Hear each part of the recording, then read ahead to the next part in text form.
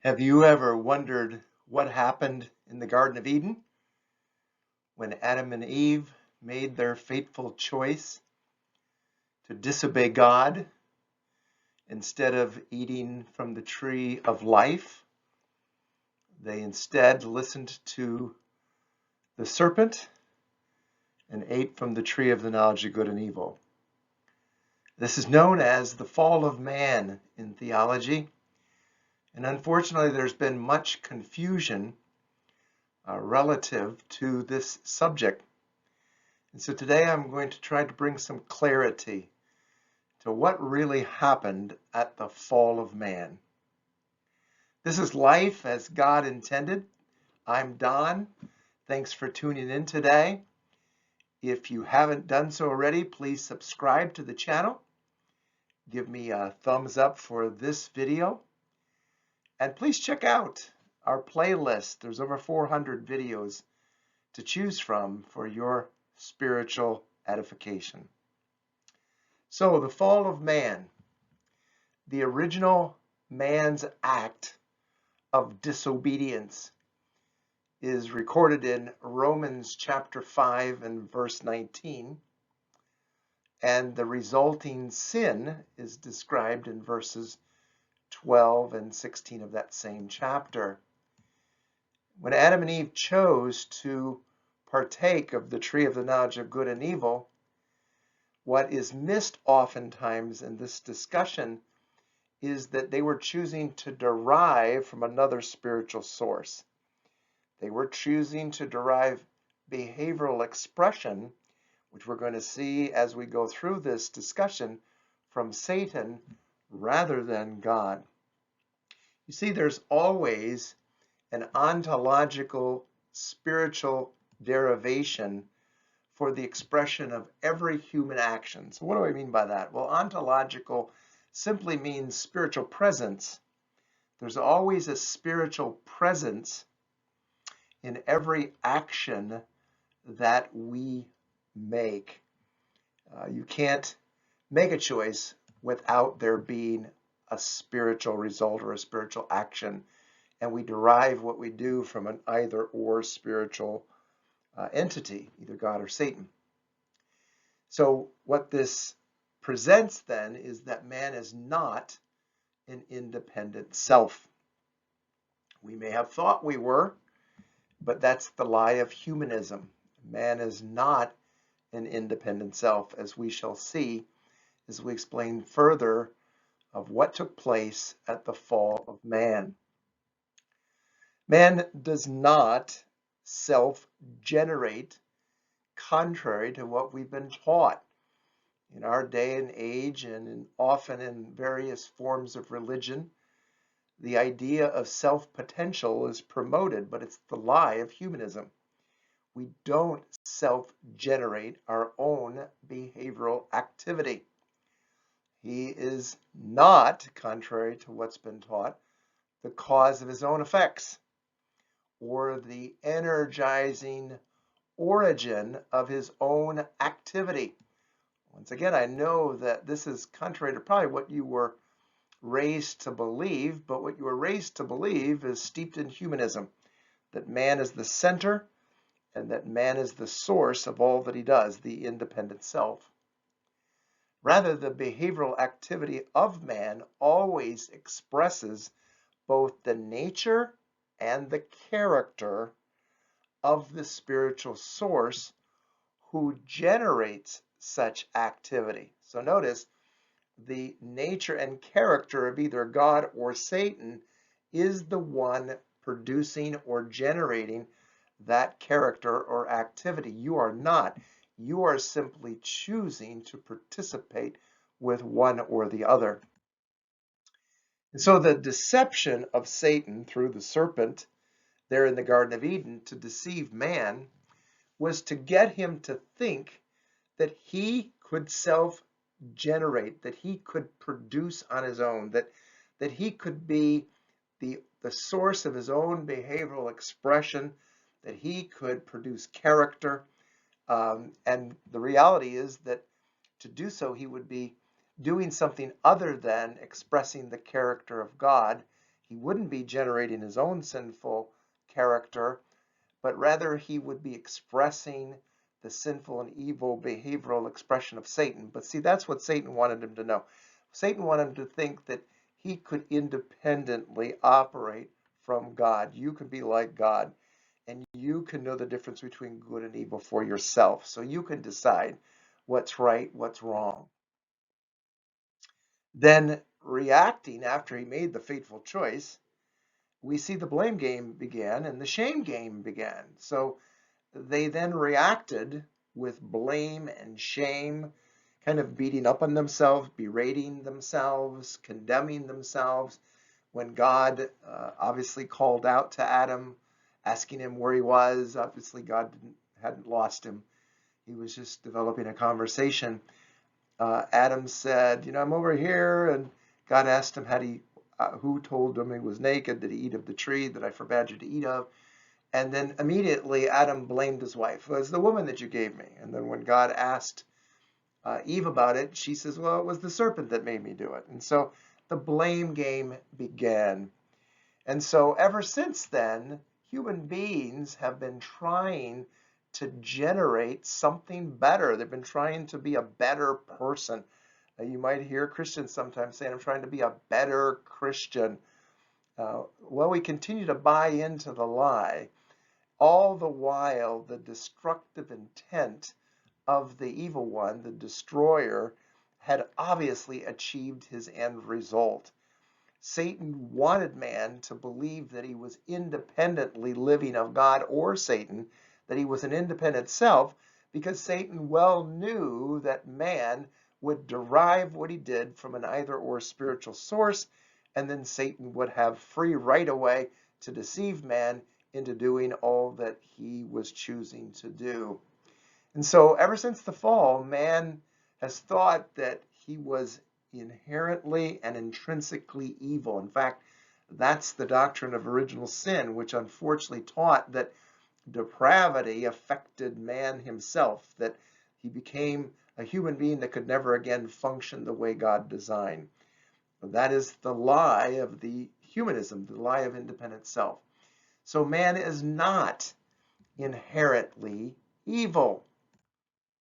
He is not an individualized devil who can generate sinful and evil activity in and of himself. He does, however, have freedom of choice and therefore is responsible for the decisions that he makes concerning the spiritual being from whence he ontologically derives his behavioral expression. In other words, even though we're not the source of sin, we are responsible for the choices that we make. God designed us that way. He designed Adam to originally derive exclusively from God, and that he would experience the outlived life of God. Having chosen not to eat of the tree of life, and rather to eat of the tree of knowledge of good and evil, now Adam was deriving from the character and the nature of Satan, and as a result expressing the behavior of sin, which Satan is the source of sin. So the tree of the knowledge of good and evil represented the choice that the original man had to ontologically derive the character expression of the evil one. And by the way, you see, he didn't become the independent self that Satan told him that he could become. That was the lie. Rather, he was deriving character from the evil one. And by the way, the character of the evil one, Satan relates everything to himself. Satan is self for self. And therefore, when Adam made the fateful choice to eat of the tree of the knowledge of good and evil, he derived the expression of the evil one, which relates everything selfishly to himself. And mankind has been stuck in selfishness and this self-centeredness ever since.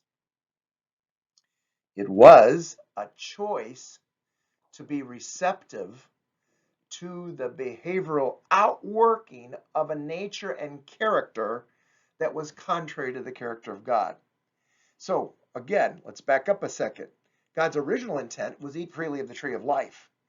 God wanted Adam, who had the breath of life breathed into him, to choose to allow for the behavioral outworking of the nature and character of God himself to be expressed through Adam by his choice to eat of the tree of life.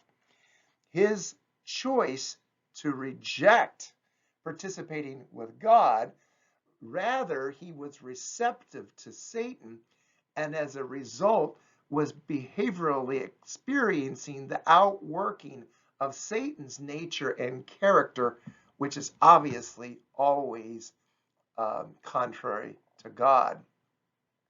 And it only stands to reason that God relates all to himself because he is God.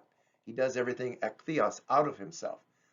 But his absolute character of goodness and righteousness and love always flows outward in expression for the good of others.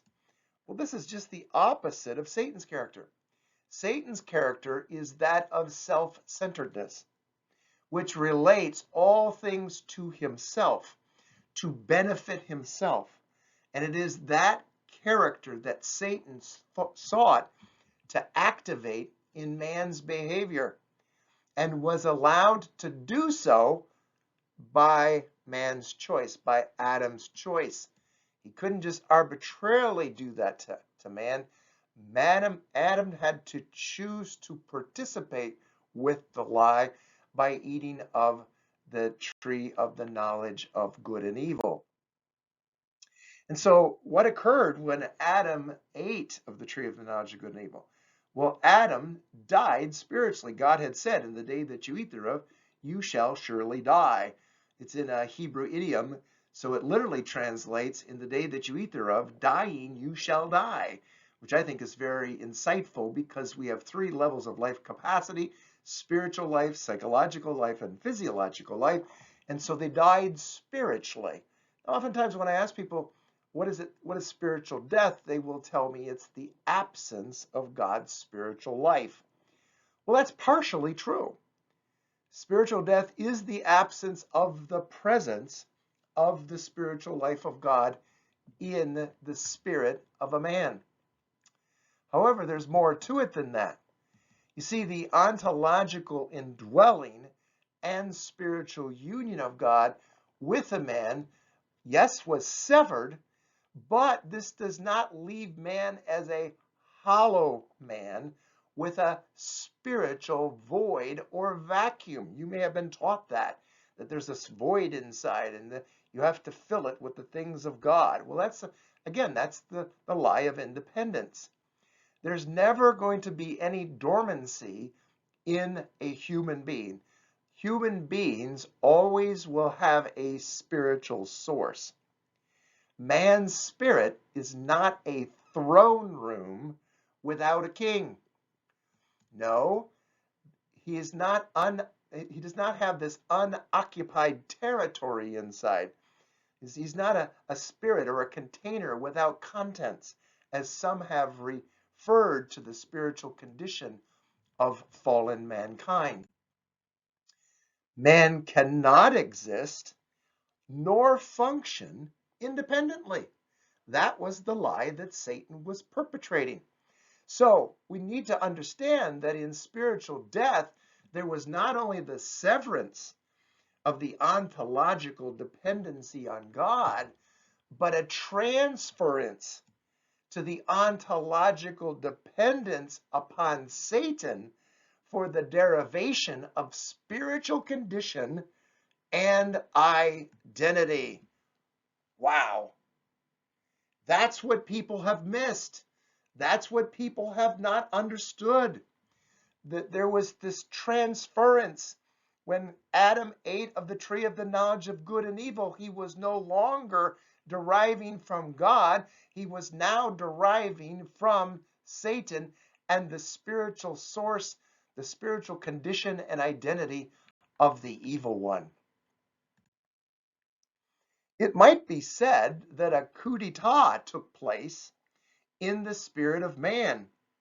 You see, God moved out and Satan moved in. We read that language from the Apostle Paul in Ephesians chapter 2, where he says that the prince of the power of the air is now the spirit who is energizing, working. It's the Greek word energeo. The word working is energizing in the sons of disobedience. Look it up. Ephesians 2:2. And so there was a new spiritual master. You see, spiritual death is not spiritual non-function. It's not an independent self, but is rather the absence of the spiritual function of the life of God in the spirit of a man and the spiritual function of the satanic spirit in man's human spirit. Ladies and gentlemen, that is what has been lost or never understood relative to the teaching of the fall. You see, the source of spiritual death is the one having the power of death, that is the devil. Hebrews 2:14.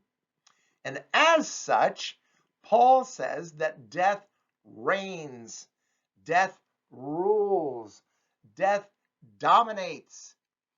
And then we see in Romans chapter 5 and verse 17 and 21 that throughout the life function, in other words, what Paul's talking about there in Romans 5 is that spiritually, psychologically, physiologically, as unregenerate sinners, we were at every level of our humanity operating in this natural state, this unregenerate satanic state of spiritual condition.